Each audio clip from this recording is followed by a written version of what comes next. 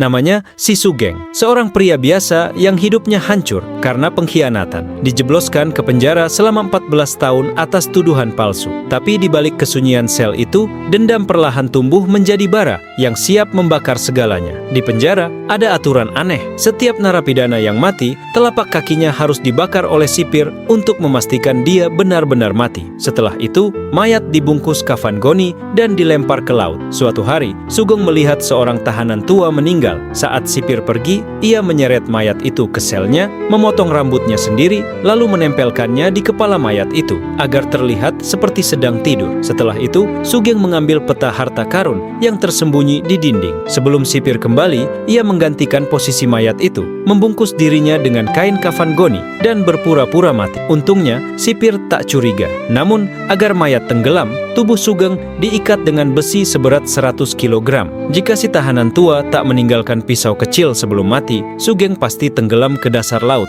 Ia berhasil memotong ikatan dan berenang menuju permukaan. Sugeng pun selamat. Dan kini, ia hanya punya satu tujuan, yaitu balas dendam. Ia pun ke sebuah desa, mencuri pakaian, dan melepas seragam penjara. Saat melihat wajahnya di cermin, Sugeng nyaris tak mengenali dirinya sendiri. Sudah 14 tahun, ia teringat Mercedes tunangannya dan ayahnya. Namun ia dihantam realita. Ayahnya sudah lama meninggal dalam kesepian. Semua orang mengira bahwa Sugeng telah mati. Saat itulah ia sadar, orang yang menjebaknya memang tak pernah ingin ia hidup. Kemudian, Sugeng mencari Mercedes. Dan sekali lagi, Sugeng dihantam realita. Wanita itu sudah menikah dengan Farnan, pria yang menghancurkan hidup Sugeng. Tanpa arah, Sugeng berjalan seperti mayat hidup. Sampai suatu hari, ia melihat seorang penjaga mengejar tahanan. Sugeng langsung emosi dan menyerang si penjaga. Dalam kekacauan itu, ia menyelamatkan seorang tahanan bernama Mirante, yang kemudian bersumpah akan setia padanya seumur hidup. Meski Sugeng berkali-kali mengusirnya, Mirante tidak peduli dan terus mengikutinya.